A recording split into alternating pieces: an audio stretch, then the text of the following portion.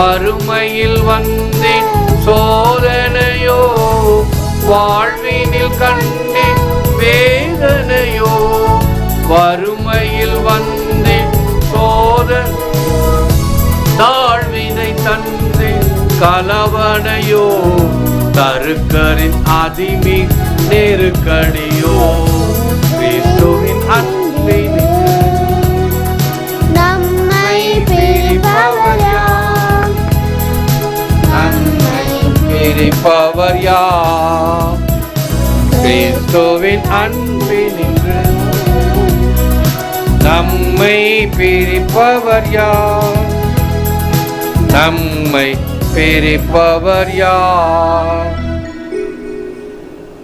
இயேசுவில் அன்பானவர்களே, கிறிஸ்துவுக்கு பின் 2021 ஆண்டு ஜூன் மாதம் 20ஆம் தேதி ஆண்டின் பொதுக்காலம் 12ஆம் ஞாயிறு என்ற மேலும் திருப்பலை தொலைக்காட்சியிலும் இணையத்திலும் கண்டு ஒப்படுகின்ற குடும்பங்கள், வயதானவர்கள், நோயாளிகள், குழந்தைகள், இராணுவர்கள் அனைவருக்காகவும் இறைஞ்சுவோம். எங்களை தந்தையுடனும் எல்லா மக்களுடனும் ஒப்புரவாக்க வந்த ஆண்டவரே இரக்கமாயிரம். ஆண்டவரே இரக்கமாயிரம். பாவிகளை அழைக்க வந்த கிறிஸ்துவே இரக்கமாயிரம். எங்களுக்காக பரிந்து பேச தந்தையின் வலப்பக்கம் வீற்றிருக்கும் ஆண்டவரே இரக்கமாயிரம். எல்லாம் வல்ல இறைவன் நம்மீது இரக்கம் வைத்து நம் பாவங்களை மன்னித்து நம்மை முடிவில்லா வாழ்வுக்கு அழைத்து செல்வாராக. எல்லாம் வல்ல இறைவா, அந்த மக்களாகி நாங்கள் ஏறெடுத்து இந்த மன்றாட்டுக்களை எல்லாம் செவிமடுத்து இவைகளை எல்லாம் நாங்கள் பெற்று நலமுடனும் வளமுடனும் வாழ ஆண்டவராகிய கிறிஸ்து வழியாக மன்றாடுகிறோம். ஜெபிப்போமாக. இறைவா, இந்த வியப்புக்குரிய திருவருட்சாதனத்திலே உம்முடைய திருப்பாடுகளின் நினைவை எங்களுக்கு விட்டு சென்றீர். உமது திருவுடல், திரு ரத்தம் இவற்றின் மறைபொருளை வணங்கும் நாங்கள் உம்மை பின் பலனை இடவிடாமல் அனுபவிக்க அருள் புரியுமாறு உம்மை மன்றாடுகிறோம். இறைவனாக என்றென்றும் வாழ்ந்து ஆட்சி செய்கின்றவர் நீரே.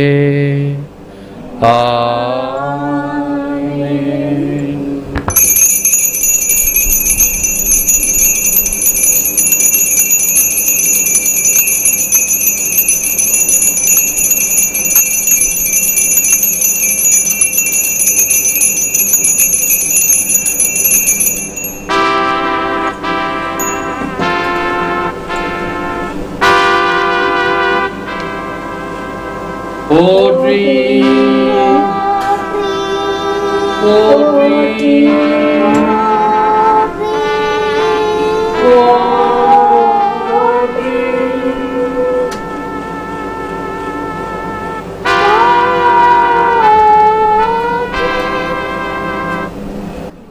மார்க் 4:39. அமைதியாயிரு. இயேசுவில் அன்பானவர்களே, நம் ஆண்டவர் இயேசு கிறிஸ்து நம்மோடு நம்மில் பிரசன்னமாய் இருக்கிறார் என்பதை நாம் அடிக்கடி உணர்ந்து கொள்ள வேண்டும். ஏற்கனவே 40 நாட்கள் கிறிஸ்து உயிர்த்த பிறகு அந்த மெழுகுதிரி, பாஸ்கா மெழுகுதிரியும் அந்த உயிர்த்த ஆண்டவருடைய சுரூபமும் இங்கே வைத்திருந்தோம். அந்த 40 நாட்களிலே நாம் நற்கருணை பிரசன்னத்தை வைக்கவில்லை, நற்கருணை ஆராதனை செய்யவில்லை. ஏனென்றால் இந்த பிரசன்னம் நமக்கு அவருடைய பிரசன்னத்தை கொடுத்து கொண்டு இருக்கிறது என்ற வகையில். ஆகவே இயேசு இருக்கும் பொழுது, ஒளி இருக்கும்போது இருள் இருக்க முடியாது. அப்படி இயேசு இருக்கும் பொழுது பாவமோ சாத்தானோ அங்கு இருக்க முடியாது, தலை காட்ட முடியாது. அப்படி தலை காட்டுகிறது என்றால் நம்மில் குறைபாடு எப்படி இருக்குமாம்? sin has 4 characteristics. ஒன்று self sufficiency instead of faith, ரெண்டு self will instead of submission, மூன்று self seeking instead of benevolence, அடுத்து self righteousness instead of humility. அந்த சிகப்பு லெட்டர்ஸில் இருக்கிறதெல்லாம் தேவை, ஃபெய்த், சப்மிஷன், பெனவலன்ஸ், ஹியூமிலிட்டி.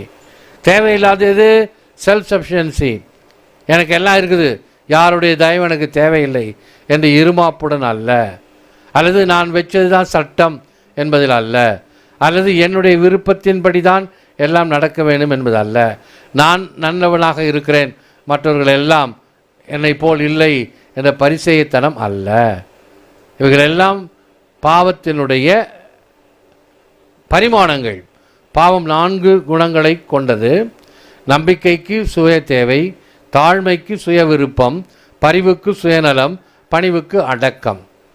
ஆக இந்த பாசிட்டிவ் எலமெண்ட்ஸ் இவைகளை கொண்டிருத்தல் வேண்டும்.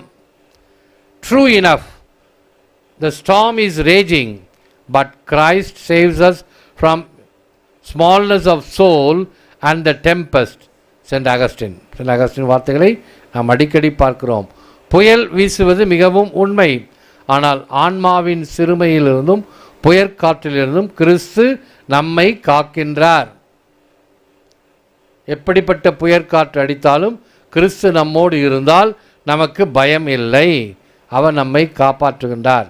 அப்படிப்பட்ட அருமையான அருளை தான் ஜான் நியூட்டன் அமேசிங் கிரேஸ் என்று ஒரு அருமையான பாடலை அவர் ஏற்றிருக்கிறார். Amazing grace, how sweet the sound that saved a wretch like me. I once was lost, but now I am found, was blind, but now I see. வியப்பூட்டும் கருணை, உம்முடைய தயை என்னை மோசமான நிலையிலிருந்து காப்பாற்றியது. நான் இழந்தேன், ஆனால் குருடன் என்று உணர்ந்தேன், இப்போது நான் பார்க்கிறேன். அதுதான் உன்னுடைய வியப்பூட்டும் கருணை, தி அமேசிங் கிரேஸ். எபிரேயருக்கு எழுதப்பட்ட திருமுகம் 11ஆம் அதிகாரம் 1 வசனம், only faith can guarantee the blessings that we hope for or prove the existence of realities that are unseen. நம்பிக்கை என்பது நாம் எதிர்நோக்கி இருப்பவை கிடைக்கும் என்னும் உறுதி, கண்ணுக்கு புலப்படாதவை பற்றிய ஐயமற்ற நிலை. நம்முடைய விசுவாசமே இதுதான். என்ன ஏதுன்னு தெரியாது, ஆனாலும் நம்புகிறோம். அதுக்கு ஒரு நல்ல உதாரணம் என்ன தெரியுமா? அந்த ஆபிரகாம் மடியில் லாசர், கீழே நரகத்தில் அந்த பணக்காரன், நற்செய்தியில் சொல்லப்பட்டது. அப்போ அந்த பணக்காரன் வாழ்ந்தான், இறந்தான். ஏழை லாசர் வாழ்ந்தான், இறந்தான். ஏழை லாசர் மோட்சத்துக்கு போயிட்டான், பணக்காரன் நரகத்தில் இருக்கிறான். இந்த 2 படமும், அதாவது இந்த படம் லேசர் படம் இறுதியாளர் பசலிக்காவில் அந்த மேற்கு பக்கம் இந்த படம் இருக்குது, கிழக்கு பக்கம் ஸ்நாபகர்லப்பர். ஆன்மீகத்தினுடைய உச்சம் அங்கே ஸ்நாபகர்லப்பர், பற்றற்ற நிலை, சலனமற்ற நிலை, ஊசலாட்டம் இல்லாத நிலை, ஆண்டவரை பற்றி கொண்டு இருக்கக்கூடிய நிலை. இது கண்டதே காட்சி கொண்டதே கோலம் என்கின்ற வகையில் இருக்கிற வரைக்கும் ஜாலியாக இருந்துட்டு போ, என்ன கிடக்குது, யாரு கண்டா, நரகமா மோட்சமா போனால் பார்த்துக்கலாம் அப்படின்னு தான் நிறைய பேர் இருக்கிறாங்க. அதுக்கு தான் அந்த ஓமையே. செத்து போனோன்னே அங்கே இருக்கிறான் பணக்காரன் கீழே நெருப்பில், ஏழை மேலே இருக்கிறான். ஐயையோ அப்புறம் கொஞ்சம் தண்ணியாவது விட்ட சொல்லு, மேலேருந்து நாக்கு வறண்டு போகுது. முடியாது, ஒன்றும் கிடையாது, உங்களுக்கு எங்களுக்கு பாதாள தூரம். சரி, நான் தான் இப்படி கெட்டு போயிட்டேன், என் சகோதரர்கள் இருக்கிறானுங்க உலகத்தில், போய் யாராவது இங்கேருந்து அனுப்பி எப்பா ஒழுங்காக இருங்கடா, திருப்பி இங்கே வரணுடான்னு சொல்லு அப்படின்னாங்க. இல்லை இல்லை, அவங்களுக்கெல்லாம் தீர்க்கதரிசிகள் இருக்கிறாங்க, மற்றவங்கெல்லாம் இருக்கிறாங்க, பெரியவங்கெல்லாம் இருக்கிறாங்க, அவங்க சொல் பேச்சை கேட்கட்டும். ஐயையோ அதெல்லாம் அவன் கேட்க மாட்டான், இங்கேருந்து போனால் தான் கேட்பான். அந்த வார்த்தை அது நற்செய்தியில் இருக்கும். செத்தவங்கள்லேருந்து யாராவது போனால் தான் கேட்பானுங்க, அதனால் கேட்க மாட்டானுங்க. அப்போ ஏசு சொல்வார், அவங்க பேச்சை கேட்கலன்னா செத்தவங்க போனால் கூட கேட்க மாட்டான். அவனுடைய வாழ்க்கையின்படி அவனுடைய பலனை அனுபவிப்பான். கண்ணுக்கு புலப்படாதவை பற்றிய ஐயமற்ற நிலை, இவைகளெல்லாம் நமக்கு தெரியாது, ஆனால் நான் நம்புகிறேன், விசுவசிக்கிறேன். அதனால தான் நம்முடைய வார்த்தை வழிபாட்டில் கடைசியில் அந்த விசுவாச பிரமாணத்தை பாடுகிறோம். கடவுளை பற்றிய நிலை, நம்முடைய வாழ்க்கையை பற்றிய நிலை, புனிதர்களை பற்றிய நிலை, அந்த நிலை வாழ்வை நம்புகிறேன், விசுவசிக்கிறேன். இந்த வார்த்தைகளெல்லாம் கேட்ட பிறகு ஒவ்வொரு வாரமும் அதை உறுதிப்படுத்திக் கொள்கிறோம், இதைத்தான் நாங்கள் நம்புகிறோம், விசுவசிக்கிறோம் என்று. I will not leave you நார் வில் ஐ forsake you. எபிரேயருக்கு எழுதிட்டு மறுபடியும் 13:5, நான் உன்னை கைவிடுவதும் இல்லை, உன்னை மறப்பதும் கிடையாது. உன்னை நான் கைவிட மாட்டேன், நீ என் உள்ளங்கையில் இருக்கிறேன், உன்னை தாங்கி கொண்டு இருக்கிறேன். இதுதான் கடவுள் நமக்கு தருகின்ற ஒரு அற்புதமான வாக்குத்தத்தம். ஆகவே தேவதாயோடு ஜெபிப்போம். O holy virgin Mary, help of Christians, queen of confessors, who even at the foot of the cross maintain the light of faith, help us in our unbelief.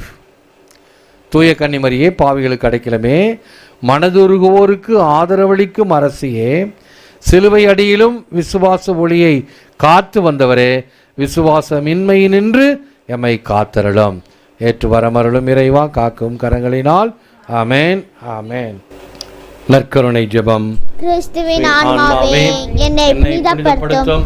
கிறிஸ்துவின் திருவுடலே என்னை மீட்டருளும். கிறிஸ்துவின் திரு ரத்தமே என்னை நிறைவித்தருளும். கிறிஸ்துவின் விழாவிலிருந்து வாய்ந்த திருநீரே என்னை கழுவி அருளும். கிறிஸ்துவின் திருப்பாடுகளே என்னை திறப்படுத்துங்கள். ஓ நல்ல இயேசுவே, எனக்கு செய்சாய்த்தருளும். உமது திரு காயங்களுக்குள்ளே என்னை மறைத்தருளும். உம்மை விட்டு என்னை பிரிய விடாதேயும். தீயரிடமிருந்து என்னை காத்தருளும். என் மரண நேரத்திலும் நீர் என்னை அழைத்து உம்முடைய புனிதர்களோடு எக்காலமும் உம்மை புகழ எனக்கு வரமருளும். ஆமேன். இயேசுவில் அன்பானவர்களே, இன்னும் இந்த கொரோனா தொற்று நோய் ஒரு நீர் பூத்த நெருப்பு போல இருப்பது என்பதுதான் உண்மை. நீர் பூத்த நெருப்புனா என்ன தெரியுமா? உள்ள நெருப்பு இருக்கும், மேலே சாம்பலாக இருக்கும். நெருப்பு அணைஞ்சு போச்சுன்னு நினச்சிருப்போம், ஆனால் உள்ளே இருக்குது. சில சமயத்தில் இந்த பட்டாசு வெடிக்காமல் இருக்கும். பிள்ளைங்க அஜாக்கிரதையாக போய் வெடிக்கலையேன்னு போய் கிட்ட போய் பார்ப்பாங்க, படிச்சிடும். அப்போ தான் ஒரு காலத்தில் அந்த பெரிய அம்மையை ஒழித்தோமோ 70-71 பிரதராக இருந்து நாங்கள் ரீஜன்சி சொல்லும்போது இந்த பங்களாதேஷ் சண்டை வந்துச்சு. அங்கே அந்த ஈஸ்ட் பாகிஸ்தான்லேருந்து அகதிகள்லாம் கல்கத்தா பார்டரில் எல்லாம் குடியேறிட்டாங்க, கேம்ப் போட்டு. அப்போ நம்ம மெட்ராஸில் சேர்ந்து அப்போ ரீஜன்சி தானே இருக்கிறாங்க இவங்க. அதில் ஒரு 3-4 பிரதர்ஸ் நாங்கள் போயிருந்தோம். அப்போ அந்த கண்கூடாக இந்த கொடுமையான காட்சிகளை காண ஒரு அனுபவபூர்வமான ஒரு காட்சிகள் மெய் சிலுக்க வைக்கும். அப்போ ஒரு அம்மா ஒரு நாள் சாயங்காலம் ஒரு 4-5 மணிக்கு ஒரு குழந்தைய புடவையை போற்றி கொண்டாந்துச்சு. பெங்காலி அம்மா, பாபுஜி பாபுஜி தேக்கோஜி தேக்கோஜின்னு. பரவாயில்ல, அந்த வார்த்தை பாருங்கள் ரைமிக்ஸாக இருக்குது இல்லையா? அதனால் ஒன்றும் மறக்காமல் வச்சுருக்கிறேன். என்னம்மா சங்கதி கேட்டேன், குழந்தைய பாருன்னு சொல்லிச்சு. எங்கே காட்டுன்னு அந்த துணியை விலக்கி காட்டுச்சு பாருங்கள். அந்த சின்ன குழந்தைக்கு உடம்பு பூரா அந்த அம்மை பாதி பழுத்து போய் பாதி சீல் பிடிச்சி போய் அந்த நாத்தம் 4 நாள் சாப்பிட முடியல. அப்போ எங்கிட்ட இருந்தார் ஒரு அருமையான கேம்ப் டைரக்டர் ஃபாதர், ஒரு ஜெசுயிட் ஃபாதர் இருந்தார். அவர் சொல்லுவார், பிரதர்ஸ், இந்த தோபி தாகத்தில் சொல்கிறது போல் இறந்தவர்களை புதைத்தல் என்பது ஒரு நல்ல புண்ணியம். நீங்கள் இப்படி போகும்போது பார்த்தீங்கன்னா பச்சிலம் சிசுக்கள் வெளியில் கிடக்கும். பிறக்கும் போதே செத்துருக்கோம், அல்லது பிறந்த ஒரு மாதத்தில் செத்துருக்கோம். அதுக்கெல்லாம் அவங்க ஒன்றும் யாரும் கவலையை எடுத்து கொண்டா புதைக்கிறதுக்கெல்லாம் முடியாது, தூக்கி போட்டு வந்துடுவாங்க. போய் என்ன செய்கிறீங்க? அதெல்லாம் அந்த கருவியால் எடுத்து பள்ளம் தோண்டி நல்லா புதைச்சிட்டு நல்லா போட்டு அமுத்தி விடுங்க, நாய்க்கு தோண்ட முடியாமல். ஒரு நல்ல புண்ணியம். ஒரு 4 சிசுக்களை நான் புதைச்சேன். அவன் எதுக்கு சொல்ல வரேன்? இவைகளெல்லாம் அவலங்கள், நோயினுடைய கொடுமை. அது எப்படி போச்சு? அந்த அம்மை தடுப்பூசி போட்டாங்க, எல்லாருக்கும், பிறக்கும் குழந்தைகளுக்கெல்லாம் போட்டாங்க. இப்போ என்ன? இப்போ இந்த கொரோனா தடுப்பூசி நாம் போட வேண்டும். போட்டால் சாக மாட்டோமா? சாக மாட்டோம் என்பது இல்லை, வருவது கொஞ்சம் தடுத்து நிறுத்தப்படும். அன்பர்களே, இப்படிப்பட்ட ஒரு கொடுமையான நிலையில் இருக்கிறோம். அதற்கு நாம் தயாரிப்பாக இருப்போம், எதிர்கொள்வோம். இருக்கக்கூடியதை உச்சு நொச்சு அப்படின்னு அதைரியப்பட வேண்டாம். இதெல்லாம் வாழ்க்கையில் நமக்கு கடவுள் கொடுக்கின்ற அனுபவங்கள். அவை ஆண்டவர் நேற்றும் இன்றும் என்றும் மாறாதவராக இருக்கிற ஆண்டவர் நமக்கு துணை இருப்பாராக. நன்றி. நாளை காலை ஜூம் திருப்பலியாகவும் ஒப்புக்கொடுக்கப்படும் காலை 6:30 மணிக்கு. நன்றி. எழுந்திருப்போம், ஆசீர் பெறுவோம். ஜெபிப்போமாக. எல்லாம் உள்ள இறைவா, உமது மக்களாகிய நாங்கள் ஒப்பு கொடுத்த திருப்பலியின் வழியாக நாங்கள் எல்லா வளமும் நலமும் பெறுவோமாக. எங்கள் ஆண்டவராக அதே கிறிஸ்து வழியாக மன்றாடுகிறோம். ஆண்டவர் உங்களோடு இருப்பாராக. எல்லாம் உள்ள இறைவன் தந்தை மகன் தூய ஆவியார் உங்களை ஆசீர்வதிப்பாராக. சென்று வாழுங்கள். திருப்பலி நிறைவேறிற்று.